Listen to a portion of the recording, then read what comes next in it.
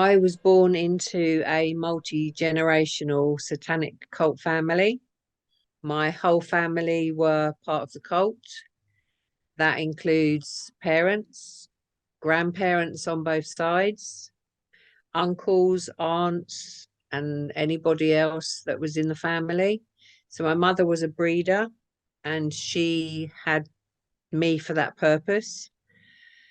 So I was born into it right from the very start.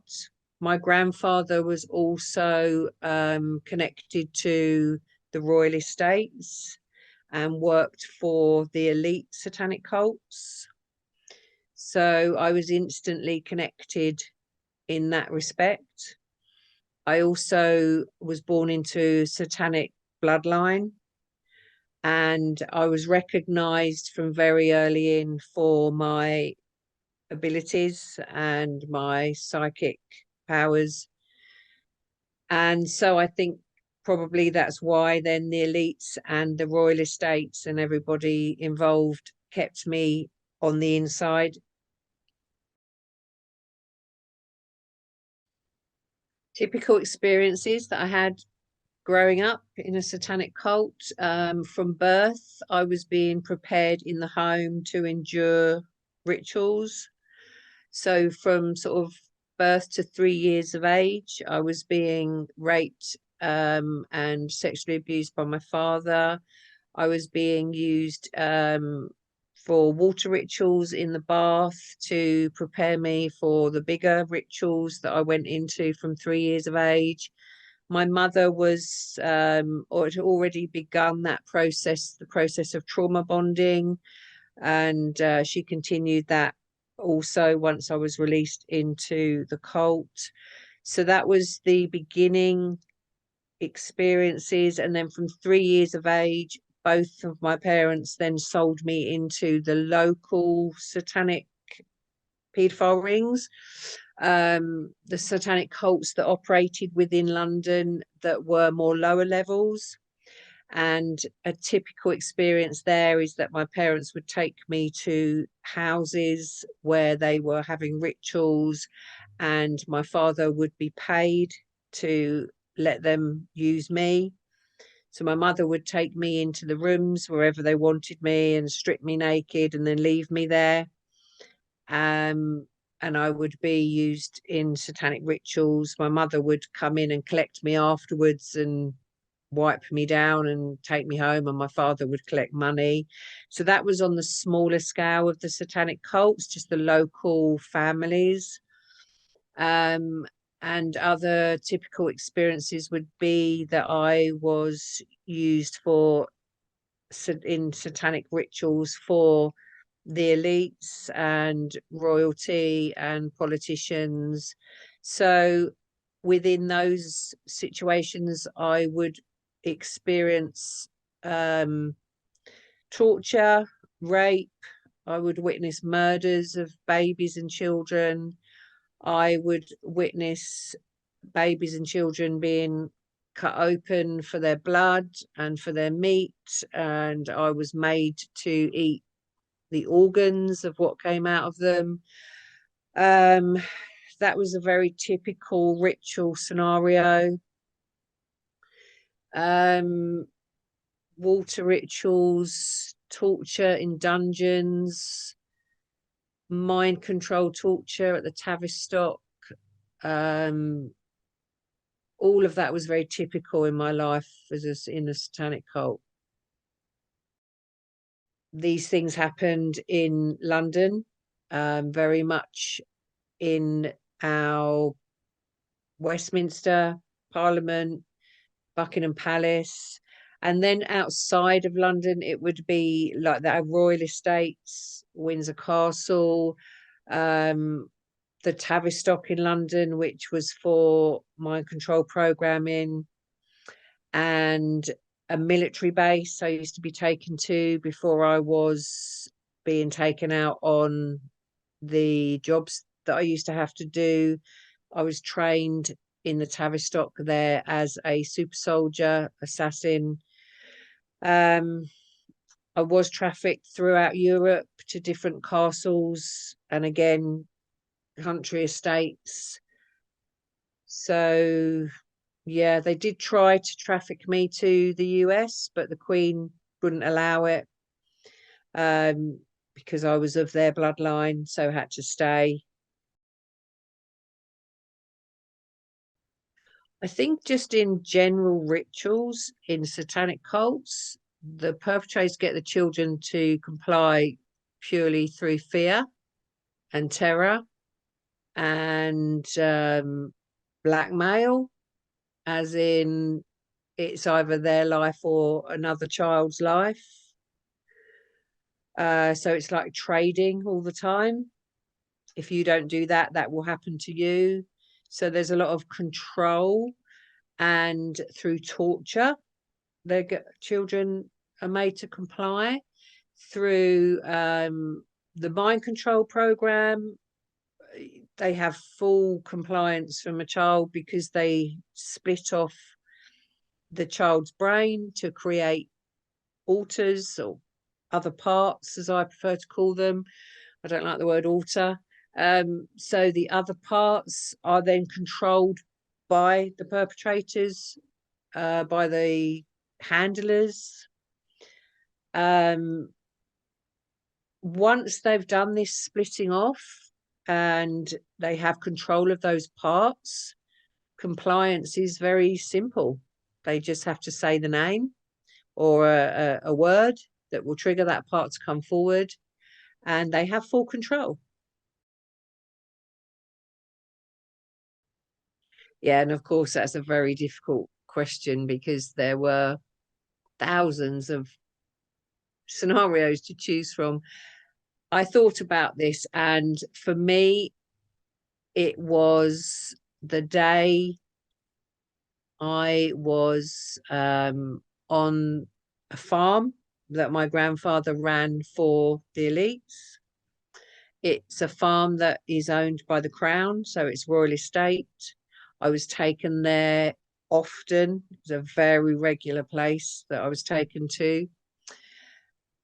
I had a sister that was kept on that farm continuously.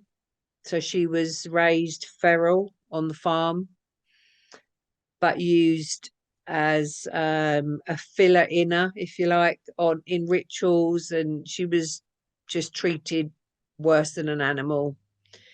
But every time I was held captive on the farm, we always found each other and would find time, a way to have some time together. If I was held captive in chains, because there was a barn that I would be put into and chained up to, like, the leading up to rituals, where I would be left there for days in preparation. And my sister Catherine, she used to come and find me and bring me bits of water or bits of food, and she would literally risk her own life in doing that.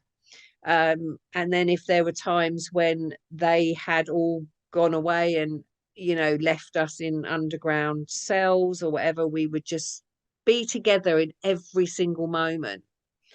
And Catherine was my reason for living another day. And every time I went to the farm, I used to fill my mind with just happiness that I would see her, and we just used to cling together all the time, every moment. And this one day, my grandfather came along, and Catherine was ill. I could tell that she was a lot weaker this day. And he ripped her out of my arms. I think I was about 6 or 7 years of age, and Catherine would have been about 9. And I screamed and actually made noise. And it was the first time I'd ever made noise or dared to show anything. And my grandfather looked at me as if to say, no, don't do that, because the consequences are going to be terrible. And I didn't care, and I just screamed and screamed, no, no, no, no, not Catherine, not Catherine. And he said, she's no use to me anymore because she's ill. and he just pulled her off by one arm and dragged her along the ground, and we made eye contact. Catherine looked back at me, and I looked in her eyes, and she looked in mine, and she was just telling me that it's okay, and she wants to go, she wants it to be over, and she was sorry for me leaving me behind. And I spoke to her in a way of saying, it's okay, you know, I understand and I love you, because we spoke through our eyes, because we were never allowed to make any sound. So we could have this conversation while Catherine was being dragged away. And then my grandfather took her into the forest, which was just on the edge of the farm. So I lost vision of her when he took her into the trees, but then I could hear her, I could hear him hitting her over the head with the shovel that he had, and he killed her within earshot. I could hear him killing her, and then I was still screaming, but I couldn't hear the sound. It felt like my world had just fallen away and like gone, and I was just in this abyss. And he came back over, my grandfather, and started kicking me on the ground, and just kept saying, you know, shut up. So I must have like been still screaming, and yeah, he just kicked me and kicked me and kicked me till I went silent, and I don't really remember anything else after that. Maybe I passed out, but that has been the hardest thing for me to go through, and still now it breaks my heart every day. So as much as there was so many horrific experiences, that one hurts me the most.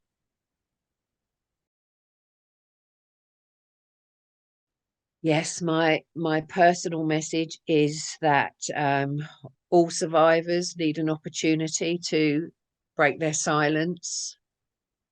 Silence is the Satanists and the perpetrators' greatest weapon. They count on our silence. They depended on our silence because exposure is their greatest fear. So we have to do everything we can to speak out. And people like the people that are helping us to speak out is what everybody needs to be doing, because for as long as there are still survivors that are too scared to speak and are still trapped in fear, the children on this planet will never be safe and never be free. I always imagine if every single survivor and victim of any of this abuse, ritual abuse, satanic ritual abuse, you know, the rape, the torture, the mind control, everything that we've all endured, if every single victim and survivor spoke out and broke their silence, they would have nowhere left to go. It would be over for them. It is only the secrecy and the silence that enables them to carry on. When this happens, because I believe it will, the light that will come from that will destroy every ounce of their darkness, and they will no longer be able to harm any children left on this earth. So that's my message. That is my wish for humanity, for every baby and every child, that whatever it takes, whether you're a survivor or a supporter of survivors or somebody that can help in any other way, help survivors speak out and help survivors break their silence. and find the courage to heal in any way, shape, or form that you can, because it is truly worth it. And for every voice that is heard, another child is saved. And we owe it to all our children, not just our own. We are all responsible for every child on this planet. So we must unite and allow our light to become stronger and stronger, so their darkness can no longer exist.